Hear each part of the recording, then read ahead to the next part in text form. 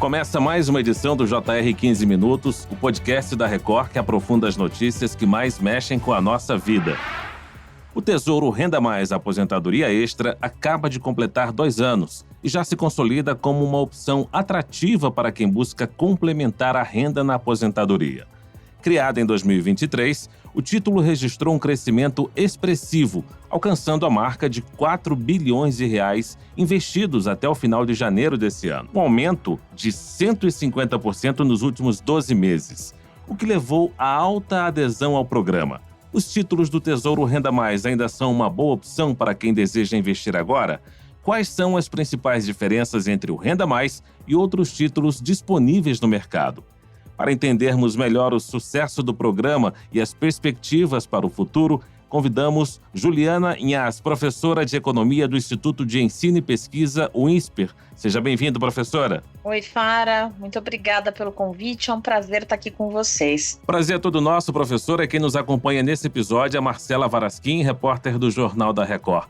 Marcela, como esse investimento tem impactado a vida dos brasileiros? Quem tem apostado no Tesouro Renda Mais? Oi, Fara. Oi, professora Juliana.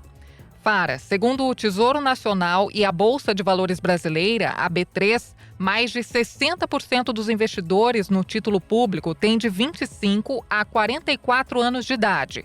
Professora Juliana, são 2 anos de crescimento expressivo. Por que o Renda Mais teve essa alta adesão em tão pouco tempo?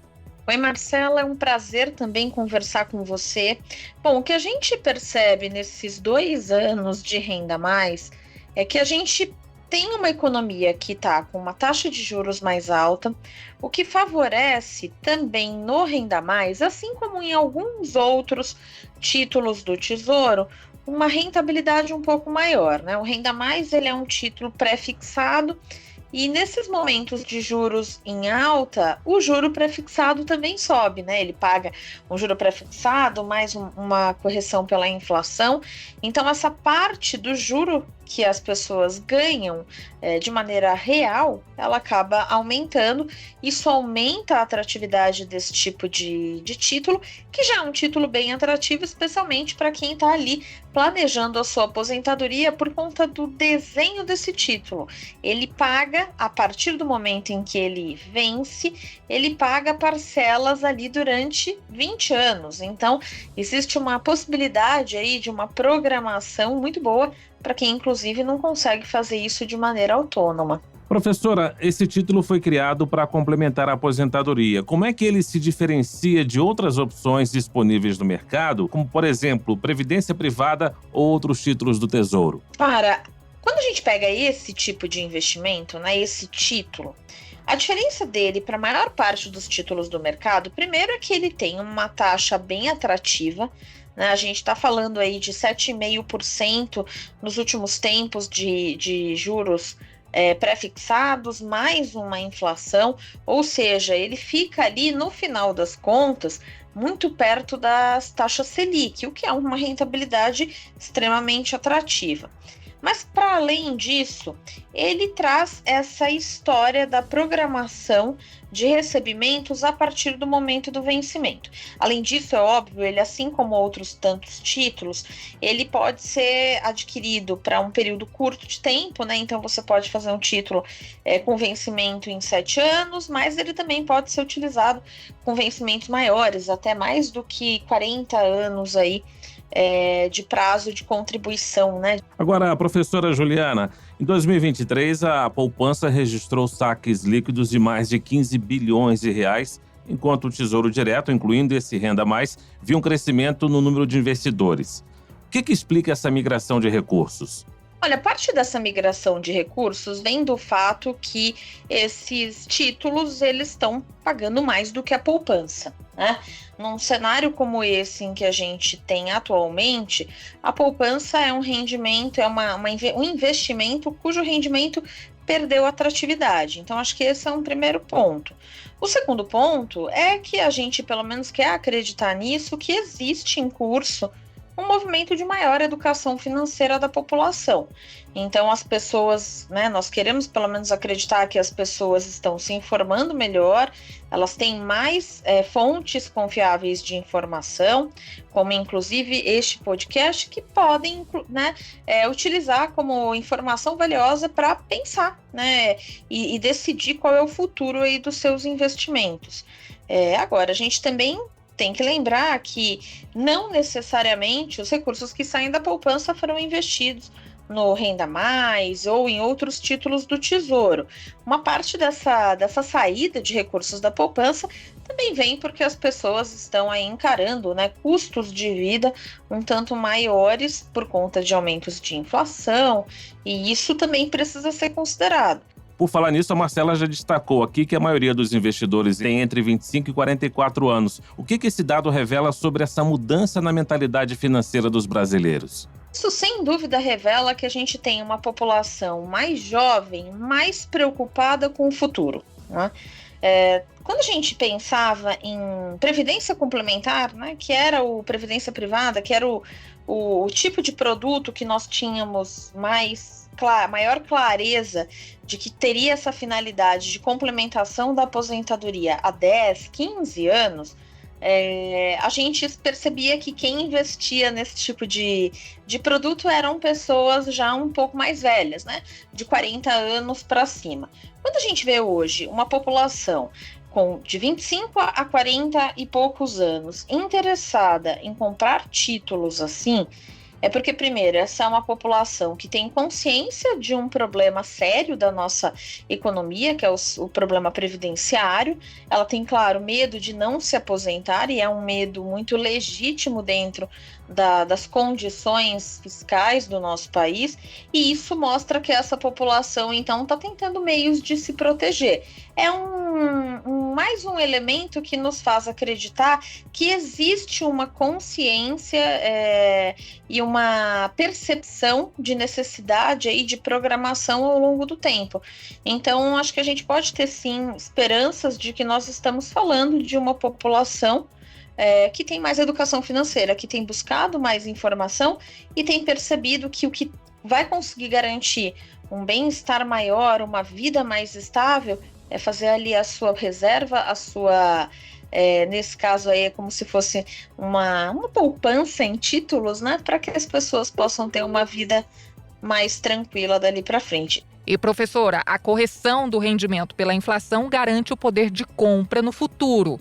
Como esse mecanismo funciona na prática e qual é a sua importância? Olha, esse mecanismo funciona da seguinte forma, né? Você tem para cada fração do título aí do Renda Mais que você adquire, você tem ali no prazo de capitalização, né? Ou que esse título vai rendendo, ele vai rendendo a uma taxa fixa, né? Como eu mencionei, uma taxa de juros pré-fixada, mais a inflação. A partir do momento em que você teve o vencimento desse título e que ele você começa a conseguir colocar aí as suas mãos nas frações aí desse valor principal mais o retorno, que então é diluído aí em 20 anos, esse valor é corrigido pela inflação corrente. Então, a gente está falando de um investimento que vai ser corrigido no período ali da vigência desse título, né, de 7 a 42 anos. Ele vai ser corrigido por um juros fixo mais inflação.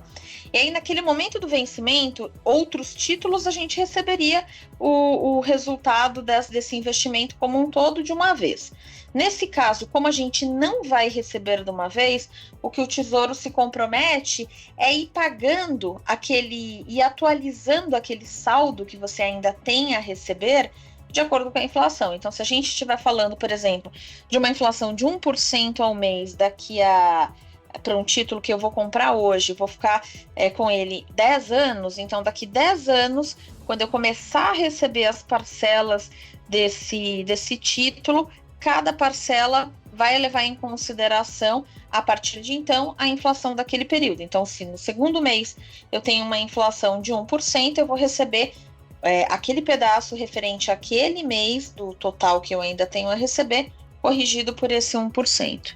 Professora, com a taxa Selic atualmente em 13,25%, muitos investidores têm buscado aí renda fixa para garantir retornos previsíveis. Como é que o Tesouro Renda Mais se posiciona nesse cenário? Ele é mais um título que pode ser acionado para um retorno previsível, Fara. Acho que a gente tem que lembrar que existem outros tantos títulos com outras finalidades, né? Que também podem ser acionados. Alguns títulos, inclusive, até com um retorno um pouco maior. Mas os outros títulos, como a gente já mencionou aqui, eles não dão essa possibilidade de você já ter uma programação de recebimentos a partir do momento do vencimento do título. E isso é um serviço que o Tesouro presta muito bom à sociedade e à população, que não consegue fazer isso por conta própria. Considerando o cenário atual e as projeções para os próximos anos, o Tesouro Renda Mais continua sendo uma opção atraente para os novos investidores? Continua, Marcela.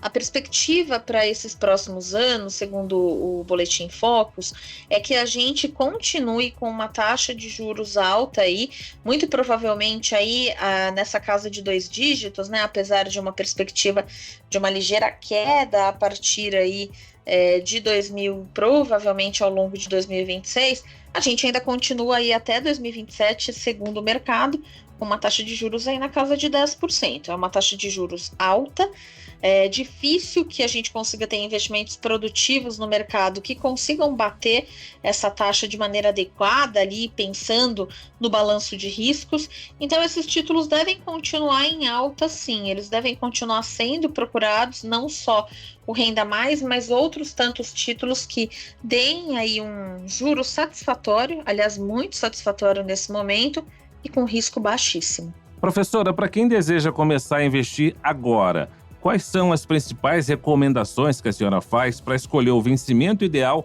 e maximizar os benefícios desse Tesouro Renda Mais?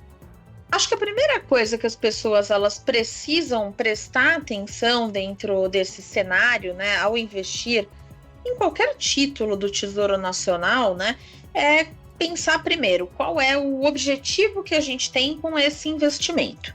Então, se a gente está pensando, por exemplo, numa aposentadoria, o adequado é pegar um título de longo prazo, porque a gente não está querendo ter esse recurso corrigido em espaço muito curto de tempo. A gente, na verdade, está querendo olhar lá para frente. Então, se o meu objetivo é longo, a gente pega um título mais longo, e esses títulos, no geral, têm uma taxa de juros mais atrativa justamente por conta desse prazo de investimento, esse prazo de ausência de liquidez desse recurso. Agora, se eu tenho um objetivo mais de curto prazo, então eu quero fazer uma viagem, eu quero trocar meu carro daqui a um tempo, dar entrada numa casa, o ideal é procurar títulos mais curtos, que tenham um vencimento mais adequado ao seu objetivo, porque o grande problema é que se a gente aposta num título longo e depois precisa do dinheiro no período mais curto, a gente vai perder dinheiro tentando vender esse título aí no mercado. Então, essa perda que a gente tem que evitar. Então, acho que esse é um primeiro grande desafio e uma grande escolha dos investidores, que é ter muita clareza de quando é que vai achar, quando acha ali que vai precisar desse recurso. A partir daí, é pensar como é que você está vendo o cenário a partir de então, para escolher se você vai preferir um título pós-fixado, que é aquele título que o rendimento vai variar com indicadores que mudam ao longo do tempo, então a gente tem alguns pós-fixados em inflação, em juros, ou se você vai querer apostar num título pré-fixado, que é aquele que você já sabe quanto vai ganhar no momento que você adquire esse título.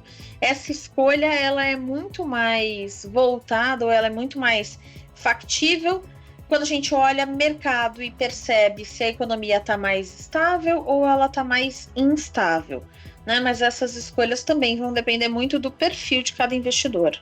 Muito bem, nós chegamos ao fim dessa edição do 15 Minutos. Eu agradeço a participação e os esclarecimentos de Juliana Inhas, professora de Economia do Instituto de Ensino e Pesquisa. Muito obrigado, professora. Foi um prazer, agradeço o convite de vocês. Um abraço a você, a Marcela e a todos que estão nos ouvindo. O prazer foi nosso. Agradeço também a participação da Marcela Varasquim, repórter do Jornal da Record. Obrigado, Marcela. Obrigada, Fara. Obrigada, professora Juliana. Esse podcast contou com a produção de David Bezerra e das estagiárias Isabela Santos e Yasmin Logrado. Sonoplastia de Diego Marcondes. Coordenação de conteúdo, Deni Almeida. Direção editorial, Tiago Contreira. Vice-presidente de jornalismo, Antônio Guerreiro.